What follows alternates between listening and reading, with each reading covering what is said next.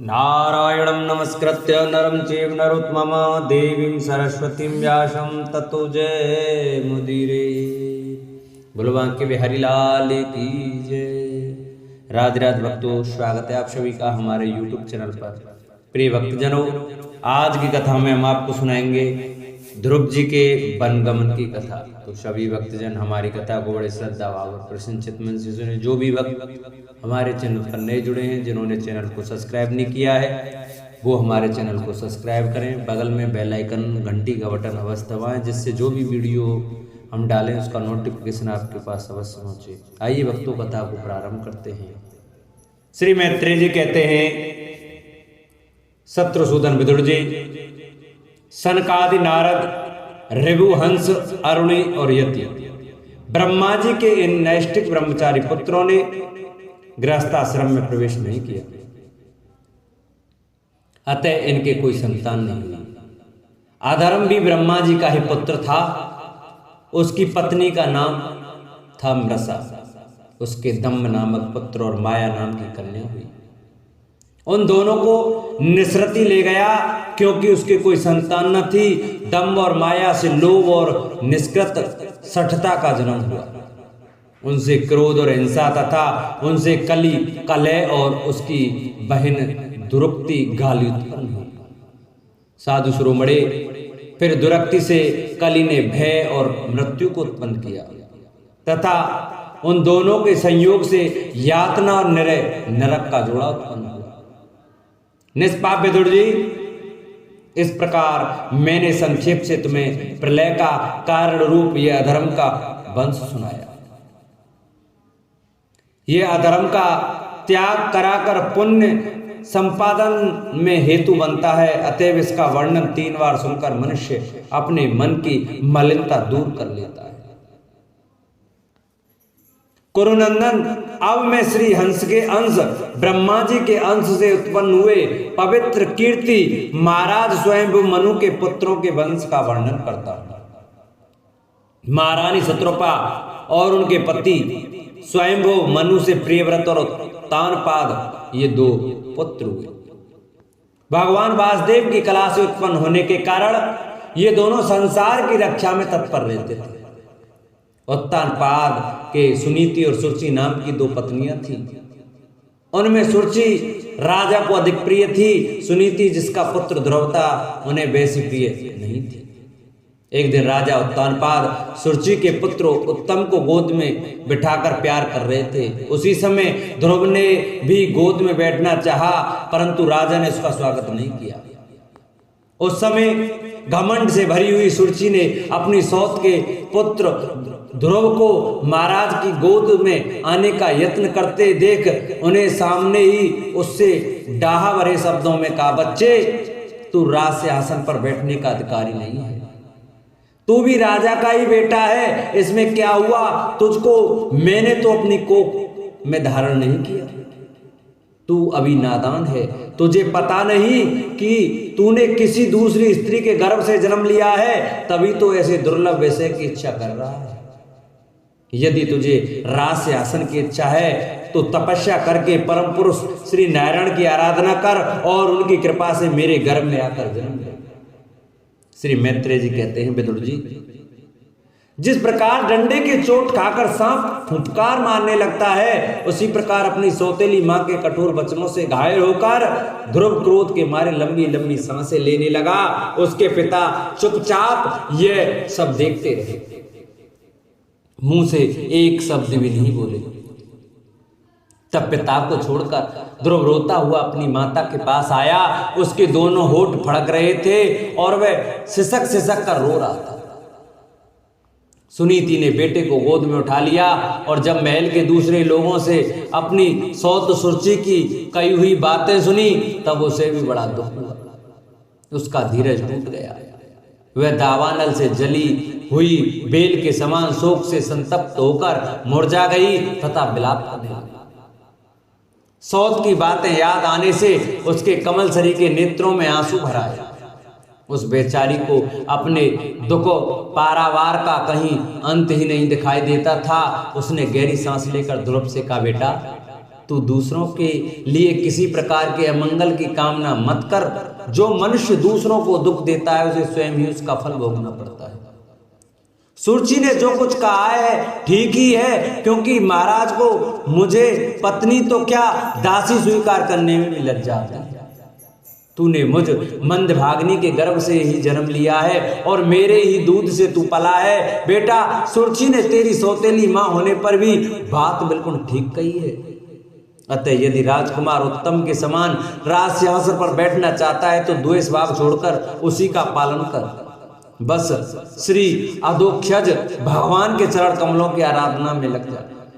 संसार का पालन करने के लिए सत्गुण को अंगीकार करने वाले उन श्री हरि के चरणों की आराधना करने से ही तेरे परदादा श्री ब्रह्मा जी को यह सर्वश्रेष्ठ पद प्राप्त हुआ है, जो मन और प्राणों को जीतने वाले मुनियों के द्वारा भी वंदनीय है। इसी प्रकार तेरे दादा स्वयं मनु ने भी बड़ी बड़ी दक्षिणाओं वाले यज्ञों के द्वारा अनन्य भाव से उन्हीं भगवान की आराधना की थी, तभी उन्हें दूसरों के लिए अति दुर्लभ लौकिक अलौकिक तथा मोक्ष सुख की प्राप्ति हुई। बेटा, तू भी उन भक्त वत्सल श्री भगवान का ही आश्रय ले।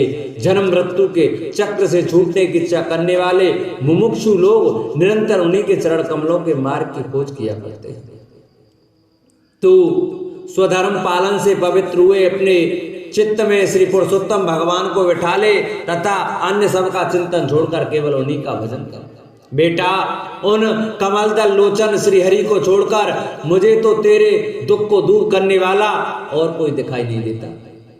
देख, जिन्हें प्रसन्न करने के लिए ब्रह्मा आदि अन्य सब देवता ढूंढते रहते हैं, वे लक्ष्मी जी भी दीपक की भांति हाथ में कमल लिए निरंतर उन्हीं श्री हरि की खोज किया करते हैं। श्री मैत्रेय जी कहते हैं, माता सुनीति ने जो वचन कहे वे अभिष्ट वस्तु की प्राप्ति का मार्ग दिखलाने वाले थे। अतः उन्हें सुनकर ध्रुव ने बुद्धि द्वारा अपने चित्त का समाधान किया। इसके बाद वे पिता के नगर से निकल पड़े। यह सब समाचार सुनकर और ध्रुव क्या करना चाहता है इस बात को जानकर नारद जी वहां आए। उन्होंने ध्रुव के मस्तक पर अपना पाप नाशक कर कमल फेरते हुए मन ही मन विस्मित होकर कहा, अहो, क्षत्रियों को कैसा अद्भुत तेज है। वे थोड़ा सा भी मानभंग नहीं सह सकते। देखो, अभी तो ये नन्हा सा बच्चा है तो भी इसके हृदय में सौतेली मां के कटु वचन घर कर गए। तत्पश्चात नारद जी ने ध्रुव से कहा, बेटा, अभी तू बच्चा है, खेल कूद में ही मस्त रहता है। हम नहीं समझते कि इस उम्र में किसी बात से तेरा सम्मान या अपमान हो सकता है। यदि तुझे मानव अपमान का विचार ही हो तो बेटा, असल में मनुष्य के असंतोष का कारण मोह के सिवा और कुछ नहीं है। संसार में मनुष्य अपने कर्मानुसार ही मान अपमान का सुख दुख आदि को प्राप्त होता है। तात भगवान की गति बड़ी विचित्र है, इसलिए उस पर विचार करके बुद्धिमान पुरुष को चाहिए कि देववश उसे जैसी भी परिस्थिति का सामना करना पड़े उसी में संतुष्ट रहे। अब माता के उपदेश से तू योग साधना द्वारा जिन भगवान की कृपा प्राप्त करने चला है, मेरे विचार से साधारण पुरुषों के लिए उन्हें प्रसन्न करना बहुत ही कठिन है। योगी लोग अनेकों जन्मों तक अनासक्त रहकर समाधि योग के द्वारा बड़ी बड़ी कठोर साधनाएं करते रहते हैं, परंतु भगवान के मार्ग का पता नहीं पाते। इसलिए तू ये व्यर्थ का हट छोड़ दे और घर लौट जा। बड़ा होने पर जब परमार्थ साधन का समय आवे तब उसके लिए प्रयत्न कर लेना। विधाता के विधान के अनुसार सुख दुख जो कुछ भी प्राप्त हो उसी में चित्त को संतुष्ट रखना चाहिए। यूं करने वाला पुरुष मोह में संसार से पार हो जाता है। मनुष्य को चाहिए कि अपने से अधिक गुणवान को देखकर प्रसन्न हो, जो कम गुण वाला हो उस पर दया करे और जो अपने समान गुण वाला हो उससे मित्रता का भाव रखे। यूं करने से उसे दुख कभी नहीं दबा सकते। ध्रुव ने कहा, भगवान, सुख दुख से जिनका चित्त चंचल हो जाता है उन लोगों के लिए आपने कृपा करके शांति का यह बहुत अच्छा उपाय बतलाया, परंतु मुझ जैसे अज्ञानियों की दृष्टि यहाँ तक नहीं पहुँच पाती। इसके सिवा मुझे घोर क्षत्रिय स्वभाव प्राप्त हुआ है, अतएव मुझ में विनय का प्राय अभाव है। सुरुचि ने अपने कटुवचन रूपी बाणों से मेरे हृदय को विदीर्ण कर डाला है, इसलिए उसमें आपको यह उपदेश नहीं ठहर पाता।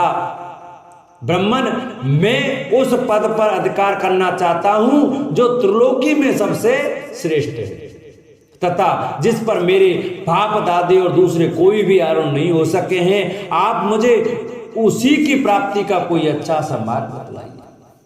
आप भगवान ब्रह्मा जी के पुत्र हैं और संसार के कल्याण के लिए ही वीणा बजाते सूर्य की भांति त्रिलोकी में विचरा करते हैं।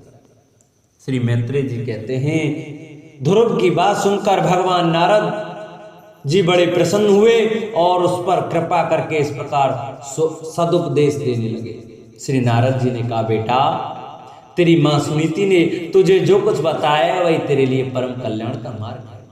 भगवान वासुदेव ही वह उपाय है, इसलिए तू चित्त लगाकर उन्हीं का भजन कर। जिस पुरुष को अपने लिए धर्म, अर्थ, काम और मोक्ष रूप पुरुषार्थ की अभिलाषा हो, उसके लिए उनकी प्राप्ति का उपाय एकमात्र श्री हरि के चरणों का सेवन ही है। बेटा, तेरा कल्याण होगा। अब तू श्री यमुना जी के तटवर्ती परम पवित्र मधुवन को जा। वहां श्री हरि का नित्य निवास है। वहां कालिंदी की निर्मल जल में तीनों समय स्नान करके नित्य कर्म से निवृत्त हो यथा विधि आसन बिछाकर स्थिर भाव से बैठना।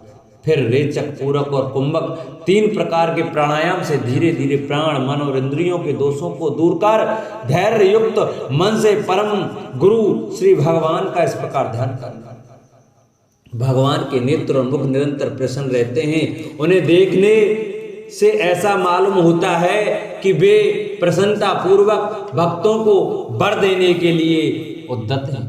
उनकी नासिका, भौहें और कपोल बड़े ही सुहावने हैं। वे सभी देवताओं में परम सुंदर हैं। उनकी तरुण अवस्था है। सभी अंग बड़े सुडोल हैं। लाल लाल होठ और रत्नारे नेत्र हैं। वे प्रणत जनों को आश्रय देने वाले अपार सुखदायक शरणागत वत्सल और दया के समुद्र हैं। उनके वक्ष स्थल में श्री वत्स का चिन्ह है। उनका शरीर सजल जलधर के समान श्याम वर्ण है। वे परम पुरुष श्याम सुंदर गले में बनमाला धारण किए हुए हैं और उनकी 4 भुजाओं में शंख, चक्र, गदा एवं पद्म सुशोभित है। उनके अंग प्रत्यंग किरीट, कुंडल, केयूर और कंकड़ादि आभूषणों से विभूषित हैं। गला कौस्तुम मणि की भी शोभा बढ़ा रहा है तथा शरीर में रेशमी पीतांबर है। उनके कट प्रदेश में कांचन की करधनी और चरणों में स्वर्ण में नुपुर पैंजनी सुशोभित है। भगवान का स्वरूप बड़ा ही दर्शनीय है। शांत तथा मन और नयनों को आनंदित करने वाला है। जो लोग प्रभु का मानस पूजन करते हैं उनके अंतःकरण में वे हृदय कमल की कर्णिका पर अपने नख मणिमंडित मनोहर पदार बिंदुओं को स्थापित करके विराजते हैं। इस प्रकार धारणा करते करते चित्त स्थिर और एकाग्र हो जाए तब उन वरदायक प्रभु का मन ही मन इस प्रकार ध्यान करें कि वे मेरी और अनुराग भरी दृष्टि से निहारते हुए मंद मंद मुस्कुराते रहें। हे भगवान की मंगल में मूर्ति का इस प्रकार निरंतर ध्यान करने से मन शीघ्र ही परमानंद में डूबकर तल्लीन हो जाता है और फिर वहां से लौटता नहीं। राजकुमार, इस ध्यान के साथ जिस परम गुहा मंत्र का जप करना चाहिए वह भी बतलाता हूं, सुन। इसका 7 रात जप करने से मनुष्य आकाश में विचरने वाले सिद्धों का दर्शन कर सकता है। वह मंत्र है ओम नमो भगवते वासुदेवाय। किस देश और किस काल में कौन वस्तु उपयोगी है, इसका विचार करके बुद्धिमान पुरुष को इस मंत्र के द्वारा तरह तरह की सामग्रियों से भगवान की द्रव्यमयी पूजा करनी चाहिए। प्रभु का पूजन विशुद्ध जल, पुष्पमाला, जंगली मूल और फलादि पूजा में विहित दुर्वादि अंकुर, वन में ही प्राप्त होने वाले पत्कल वस्त्र और उनकी प्रेसी तुलसी से करना चाहिए। यदि शिला आदि की मूर्ति मिल सके तो उसमें, नहीं तो पृथ्वी या जल आदि में ही भगवान की पूजा करें। सर्वथा संयत चित्त, मननशील, शांत और मौन रहे तथा जंगली फल मूलादि का परिमित आहार करें। इसके सिवा पुण्य कीर्ति श्री हरि अपनी अनिर्वचनीय माया के द्वारा अपनी ही इच्छा से अवतार लेकर जो जो मनोहर चरित्र करने वाले हैं उनका मन ही मन चिंतन करता रहे। प्रभु की पूजा के लिए जिन जिन उपचारों का विधान किया गया है उन्हें मंत्र मूर्ति श्री हरि को द्वादशाक्षर मंत्र के द्वारा ही अर्पण करें। इस प्रकार जब हृदय स्थित श्री हरि का मन वाणी और शरीर से भक्ति पूर्वक पूजन किया जाता है तब वे निश्चल भाव से भली भांति भजन करने वाले अपने भक्तों के भाव को बढ़ा देते हैं और उन्हें उनकी इच्छा के अनुसार धर्म अर्थ काम अथवा मोक्ष रूप कल्याण प्रदान करते हैं। यदि उपासक को इंद्रिय संबंधी भोगों से वैराग्य हो गया हो तो वे मोक्ष प्राप्ति के लिए अत्यंत भक्ति पूर्वक अविच्छिन्न भाव से भगवान का भजन करें। श्री नारद जी से इस प्रकार उपदेश पाकर राजकुमार ध्रुव ने परिक्रमा करके उन्हें प्रणाम किया। तदंतर उन्होंने भगवान के चरण चिन्हों से अंकित परम पवित्र मधुवन की यात्रा की। ध्रुव के तपोवन की ओर चले जाने पर नारद जी महाराज उत्तानपाद के महल में पहुंचे। राजा ने उनकी यथा योग्य उपचारों से पूजा की। तब उन्होंने आराम से आसन पर बैठकर राजा से पूछा। श्री नारद जी ने कहा, राजन तुम्हारा मुख सूखा हुआ है, तुम बड़ी देर से किस सोच विचार में पड़े हो? तुम्हारे धर्म अर्थ और काम में से किसी में कोई कमी तो नहीं आ गई? राजा ने कहा, ब्राह्मण मैं बड़ा ही स्त्रीण और निर्दयी हूँ। हाय मैंने अपने 5 वर्ष के नन्हे से बच्चे को उसकी माता के साथ घर से निकाल दिया। मुनिवर वह बड़ा ही बुद्धिमान था, उसका कमल सा मुख भूख से कुमला गया होगा, वह थक कर कहीं रास्ते में पड़ गया होगा। ब्राह्मण उस असहा बच्चे को वन में कहीं भेड़िए न खा जाएं। अहो मैं कैसा स्त्री का गुलाम हूँ, मेरी कुटिलता तो देखिए। वह बालक प्रेमवश मेरी गोद में चढ़ना चाहता था किंतु मुझ दुष्ट ने उसका तनिक भी आदर नहीं किया। श्री नारद जी ने कहा, राजन तुम अपने बालक की चिंता मत करो, उसके रक्षक भगवान हैं। तुम्हें उसके प्रभाव का पता नहीं है, उसका ये सारे जगत में फैल रहा है। वह बालक बड़ा समर्थ है, जिस काम को बड़े बड़े लोकपाल भी नहीं कर सके उसे पूरा करके वह शीघ्र ही तुम्हारे पास लौट आएगा। उसके कारण तुम्हारा यश भी बहुत बढ़ेगा। श्री मैत्रेय जी कहते हैं, देवर्षि नारद जी की बात सुनकर महाराज उत्तानपाद राजपाट की ओर से उदासीन होकर निरंतर पुत्र की ही चिंता में रहने लगे। इधर ध्रुव जी ने मधुवन में पहुंचकर यमुना जी में स्नान किया और उस रात पवित्रता पूर्वक उपवास करके श्री नारद जी के उपदेशानुसार एकाग्र चित्त से परम पुरुष श्री नारायण की उपासना आरंभ कर दी। उन्होंने 3 रात्रि के अंतर से शरीर निर्वाह के लिए केवल कैथ और बेर के फल खाकर श्री हरि की उपासना करते हुए 1 मास व्यतीत किया। दूसरे महीने में उन्होंने 6 दिन के पीछे सूखे घास और पत्ते भगवान का खाकर भगवान का भजन किया। तीसरा महीना 9 दिन पर केवल जल पीकर समाधि योग के द्वारा श्री हरि की आराधना करते हुए बिताया। चौथे महीने में उन्होंने श्वास को जीतकर 12 दिन के बाद केवल वायु पीकर ध्यान योग द्वारा भगवान की आराधना। 5वां मास लगने पर राजकुमार ध्रुव श्वास को जीतकर परब्रह्म का चिंतन करते हुए एक पेड़ से खंबे के समान निश्चल भाव से खड़े हुए। उस समय उन्होंने शब्द आदि विषय और इंद्रियों के नियामक अपने मन को सब ओर से खींच लिया तथा हृदय स्थित श्री हरि के स्वरूप का चिंतन करते हुए चित्त को किसी दूसरी ओर न जाने दिया। जिस समय उन्होंने मेधादि संपूर्ण तत्वों के आधार तथा प्रकृति और पुरुष के भी अधीश्वर पर ब्रह्म की धारणा की, उस समय उनके तेज को न सह सकने के कारण तीनों लोग कांप उठे। जब राजकुमार ध्रुव एक पैर से खड़े हुए तब उनके अंगूठे से दबकर आदि पृथ्वी इस प्रकार झुक गई जैसे किसी गजराज के चढ़ जाने पर नाव पद पर दाईं बाईं ओर डगमगाने लगती है। ध्रुव जी अपने इंद्रिय द्वार तथा प्राणों को रोककर अनन्य बुद्धि से विश्वात्मा श्री हरि का ध्यान करने लगे। इस प्रकार उनकी समष्टि प्राण से अभिन्नता हो जाने के कारण सभी जीवों का श्वास प्रवास रुक गया। इससे समस्त लोक और लोकपालों को बड़ी पीड़ा हुई और वे सब घबराकर श्री हरि की शरण में गए। देवताओं ने कहा, भगवान समस्त स्थावर जंगम जीवों के शरीर को प्राण एक साथ ही रुक गया है, ऐसा तो हमने पहले कभी अनुभव नहीं किया। आप शरणागतों की रक्षा करने वाले हैं, अपनी शरण में आए हुए हम लोगों को इस दुख से छुड़ाइए। श्री भगवान ने कहा, देवताओं तुम डरो मत। उत्तानपाद के पुत्र ध्रुव ने अपने चित्त को मुझ विश्वात्मा में लीन कर दिया है। इस समय मेरे साथ उसकी अभेद धारणा सिद्ध हो गई है। इसी से उसके प्राण निरोध से तुम सबका प्राण भी रुक गया है। अब तुम अपने अपने लोगों को जाओ, मैं उस बालक को इस दुष्कर्तव्य से निवृत्त कर दूंगा। बोलो बांके बिहारी लाल की। प्रिय भक्तजनों, आज की कथा का ये विश्राम करते हैं। कल की कथा में आपको सुनाएंगे ध्रुव जी का वर पाकर घर लौटना। तो सभी भक्तजन हमारी कथा को प्रतिदिन श्रद्धा भाव और प्रसन्नचित्त मन से सुने। जिन्होंने चैनल को सब्सक्राइब नहीं किया है वो हमारे चैनल को सब्सक्राइब जरूर करें, वीडियो को लाइक करें, कमेंट करें और शेयर जरूर करें।